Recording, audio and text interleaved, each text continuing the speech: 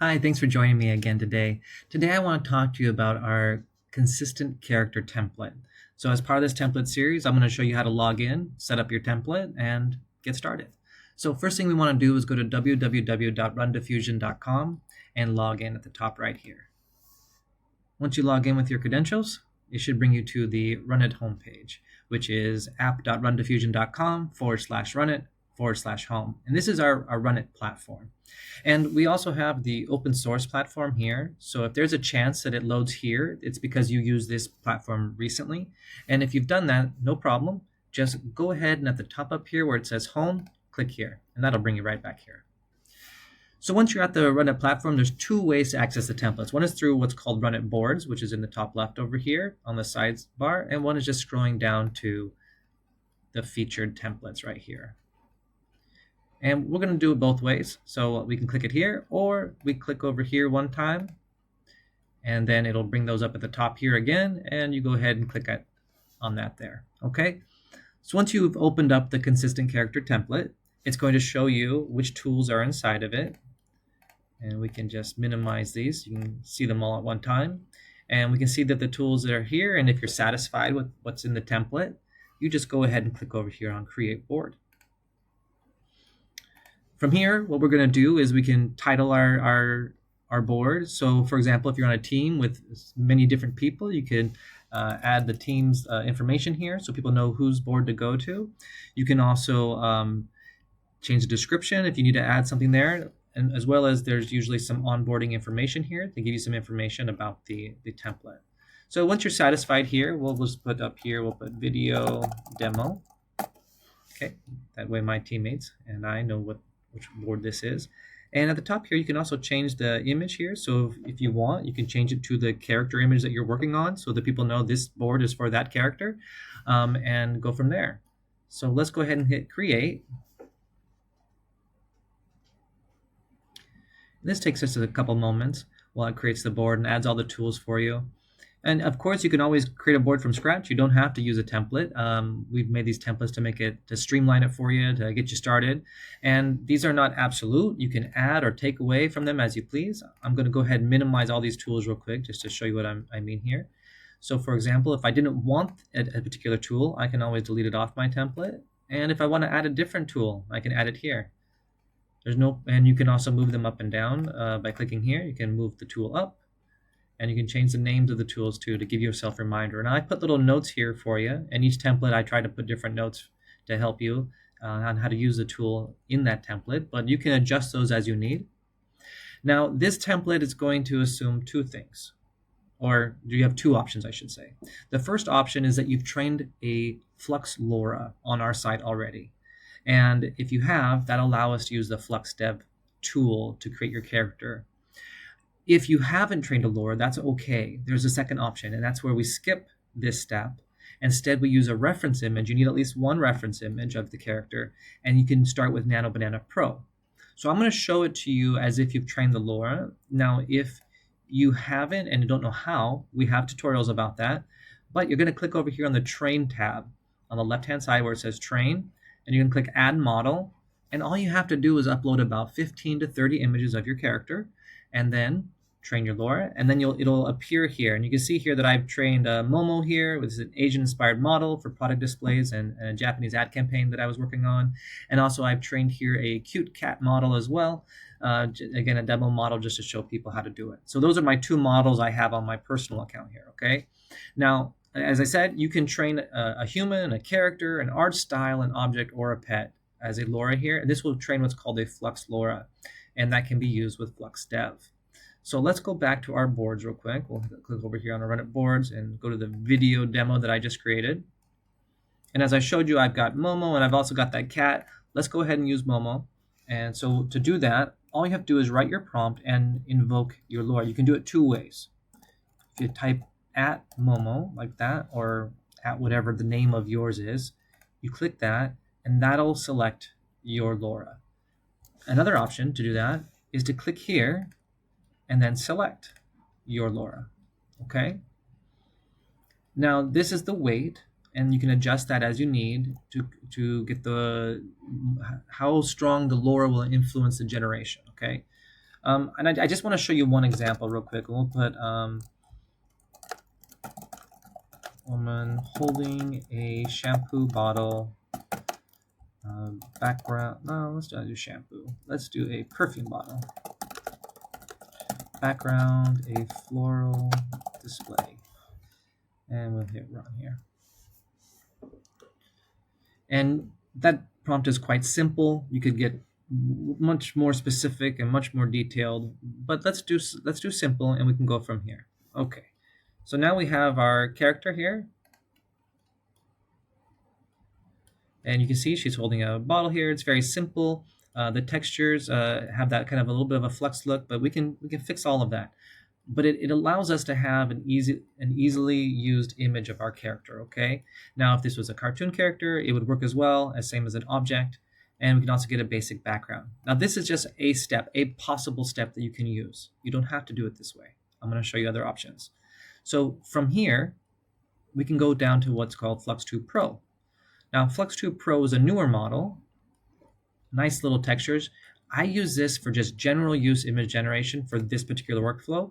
If you have a preference for, say, Nano Banana, or say Flux 2 Klein, or Seedream 4.5, all of those work as well. I chose this one just because it has an affordable cost, and it can do both illustrative and photographs. And you can also use other models if you're mainly doing photographic characters, like a Z Image Turbo. So plenty of options. Again, I've streamlined this with just a few models. You can remove things off and add as you need, okay? So you could use this, for example, say I didn't like this background, instead of regenerating this, because this one, it does cost a 120, right? And I'm going to be combining these in the end with Nano Banana or Seedream. So I can always generate different backgrounds here, or different illustrative looks. So say I wanted to have like a banner with text or something. This might be a good place to create those early concepting, and then I can pull them into my images in the next phase. So let's just do an example. We'll put a banner. Let's do bold text. Bold typography with text, RunDiffusion. And maybe let's change the background. Let's do another scene. What color is that bottle? This one. Let's do a close-up. Do a close-up of a blue perfume bottle with no text. Okay, so these are just images that we could possibly use. I'm not sure I'll use them or not, but I can show you an example with them. Okay, so we've got a couple images generating here, and while it does that, let's go on to the next step. This is Seedream 4.5. This is a really powerful edit model. That's a nice model too, I like that. Okay. So this is an image editing tool. So you're going to want to have a base image. There's also Seedream 4.5 that is just an image gen model that you can use. That's also a really great model. I like them both, and they're affordable. They're about 87 tokens. So really good for minor edits. So you could actually do some edits here by selecting. We can get our character here, and we can say something like, change the background florals to tulips. And you can also, because this is an edit model and it allows for multiple image inputs up to 14, we can use these images if we wanted and try to get those combined together. Now, Seedream 4.5 edit, I find, is really good for small minor edits. As far as combining multiple images, it can work, and it does work often, but I do feel that Nano Banana Pro is better at that. As you can see, look at that. The background is now tulips. It did a really nice job there. So I think Seedream is just great for those minor edits, you know, with a price point of 87. Cannot go wrong, right? So let's go ahead and do something else here. Let's select this one, and we can put in here, change the perfume bottle. Oh, sorry. Add the blue perfume bottle to the image of the woman with tulips. Replace the existing bottle she is holding. And we'll hit run there to see if that does a trick. So when you're doing edits, you always want to reference the images by describing them. Don't say image one, don't say image two. Describe the image. The woman with the tulips or the blue perfume bottle. Just describe them. Use a little bit of description, and it will go a long way with an edit model. They're very smart, much better than they used to be. So I've had a lot of success if I describe it very precisely. If I leave any ambiguity, sometimes it still makes mistakes. And you can see here, it did a really good job of adding a blue perfume bottle there for us. Fantastic. So let's go ahead and go down to Nano Banana Pro. Now this model here is extremely powerful. But the reason I don't say just go to Nano Banana Pro is because you can burn through your token budget really fast. Seedream and Nano Banana can do up to 4K. The Seedream is a base of 2K up to 4K. Nano Banana is a base of 1K up to 4K. So you have two options there, both producing very beautiful images. So let's go ahead and select this one that we edited already. I like this one. And you know what? Let's go ahead and add this as well. I don't have to use a reference image like that, but I kind of want to just to show you. I could just tell it add text RunDiffusion to it. That'll work as well. I could probably do that even in Seedream. But by using a reference image, we can say, please add the text from the reference image to the woman, to the bottle, to the perfume bottle. That should do the trick. And we can hit there. And that should be able to pull that text and give us a label. So for example, if you had a custom logo and label, you can certainly add those to your products. And I think that's a great way to keep consistency, because sometimes you'll have like a character that always has like text on their shirt. Well, AI doesn't always do a great job of keeping like a theme, like a Superman logo or something, where your superhero or brand, your brand ambassador always needs to have a specific logo in a particular way. AI sometimes messes that up. With Nano Banana Pro, you can have those reference logos and tell it where to put it. And once you have it right, in the future images, you just use that image and say, hey, copy this, put that logo the same, and it does a really good job at doing that. Nano Banana Pro does take longer, so I always try to explain the workflow as, this should be your standard model, and then this is like pulling out the big guns, it's a very powerful model, so it's going to take longer to run. So make sure that when you do use it, you have the time for it. Don't use it just for quick iterations and concepting. Use some of these other models like up here to get those early stages of work done. I did notice something here, that this perfume bottle is a little bit lighter than the one that we made here. So that's something we could also, if that was important, we could fix that with Nano Banana Pro too. We can say make sure to copy the color scheme of this perfume bottle and replace it, and it would do a better job at that, in my opinion. Another really powerful point here, let's clear this all out. Let's go ahead and select this one again, and just this one. You could say things to Nano Banana Pro like, change the camera angle.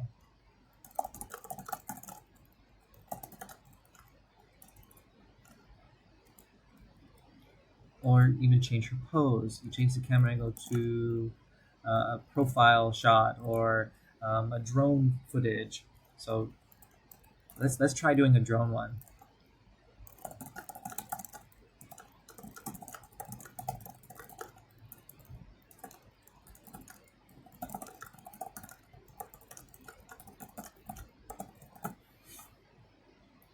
Let's try that.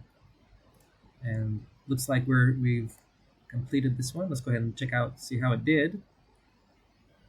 There it did. Put it right there on there for us.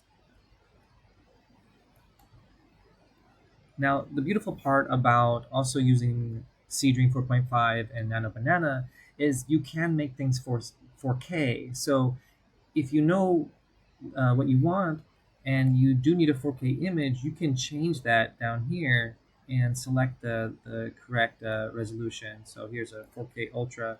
The price is a little bit higher, so keep that in mind when you are upscaling from 1K is going to be 325. So you can pick which one you want. Now, this is why I chose Nano Banana for camera angles, is it keeps the character really consistent. Look at her face.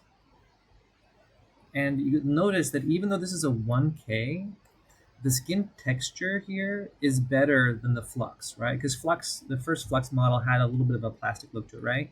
So I think that by taking them through Seedream 4.5 and Nano Banana, you can also fix that kind of plastic look a little bit. So you can start with getting your consistent character exactly how you want it, concepting around in Flux because it's more affordable. Then, using Seedream, get things, get your little minor edits, and then use Nano Banana Pro to really drive it home, okay? And I love this image actually. This is a really fun image. So what I'm going to do next is I'm going to show you how to get it going, because this is only 1K, right? Maybe we wanted a 4K, but we weren't sure, so we generated at that lower resolution to get us going.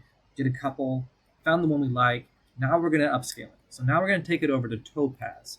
Now you have multiple options on our site for upscalers. You don't have to use Topaz. You can also use Magnifique, and there's others as well.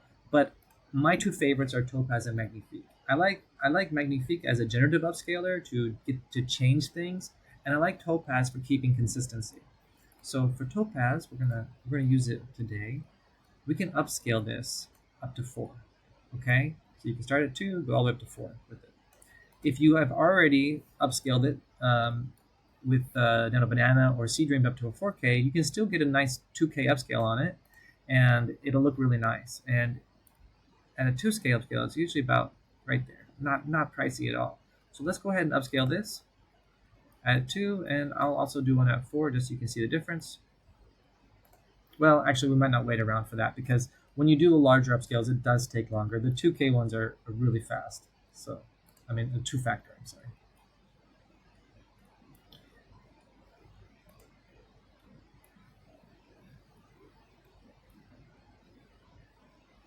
So what I'm trying to show here with Topaz is it doesn't make a lot of changes, but if I took this image and put it into, let's say, Krita or Photoshop, you can see the 1K version and then the upscaled versions, and you're going to see that they're almost exactly the same. No artifacts, no pixels.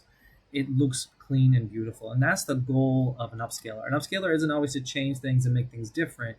It's to keep it consistent without making those changes. So if you've got blurring in the original, it'll be in the upscale too, because it's trying to get that one-to-one, but not add additional artifacts, okay? Now, if you wanted to clean things up, that's when you're going to want to use something like Magnifique. And I hope I'm pronouncing that right. I apologize if I'm not. Here's the 4 upscale. Let me just show you again. Compare it. You see the differences are very minor. And there's a little bit of crispness being added, but overall, it keeps it very consistent. And that's important when you're doing ad campaigns, is to keep things the same. You don't want to get everything perfect here and then, you lose it here, right? So let me go ahead and let's go ahead and add one more tool real quick. We'll add one more upscaler, and I'm going to show you Magnifique because I think it would be helpful as well. And the reason I want to do that is because I think I'd like to upscale this image that has a little bit of that plastic look, and just to show you that we can just jump into it. Oh, I didn't do the one with the text too. I apologize. But let's go ahead and use this one. And what we can do, we can scale all the way up to 10. You have a max resolution though, so it won't go over 10K. So see, this would put it over 10K. It won't do that. But we can do a 4-factor, which will get you at 8K, which is pretty impressive. And we can write a prompt here.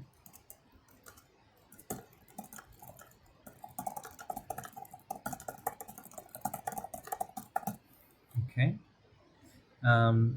We can do optimize here, so you can do soft portraits, hard portraits. You can pick what you need. I like to keep it on standard generally, but you can use what's best for you. Now here's where I wanted to show you the creativity. Here's where you can change things. So you can change it a lot, not at all. I usually keep it around a 0, but because we want to show creativity and what it can do, I'm going to go ahead and show you 4 just as a matter of example. Again, you can pick your engine too if you have a preference. We're going to keep it on automatic, and we'll keep everything else the same, and I'll hit run. Now this one will take a little bit longer than Topaz, generally speaking, but as you saw with Topaz, it didn't take too long. So this is the consistent character template. It allows you to make your character, make adjustments to that character, or could be your product as well. It doesn't have to be a character. You can use a cartoon or photorealism. Both are fine. It's really your preference, okay? And that should do it for you. We'll give that just a couple minutes here. I'll go ahead and pause it, and then we'll unpause when it's ready. Okay, so I'm back, and it is finished. Now, I did two generations, one with the prompt and one without. The one with the prompt I didn't like, so I just deleted that one away. And I did one without here so you can get an idea. So here we go. Again, creativity is set at 4 on this one, so there's going to be a lot more changes than otherwise. And you can see that the eyes change, the cheekbones, it becomes a different person. And you can also see the texture is also changed, so it goes from that plastic. It kind of adds these extra swirls. So I'm not a fan of turning the creativity this high in all cases. There are some use cases that it's really nice, but it can be used to clean up images that are a little more plastic if you want to skip some of the Nano Banana and Seedream 4.5 steps. But you can see in the background what it does with the flowers. That's a huge difference, right? And if you went back to, say, one of these images, you can see those big changes just don't happen. It is the same person throughout. So keep that in mind. They can be used differently.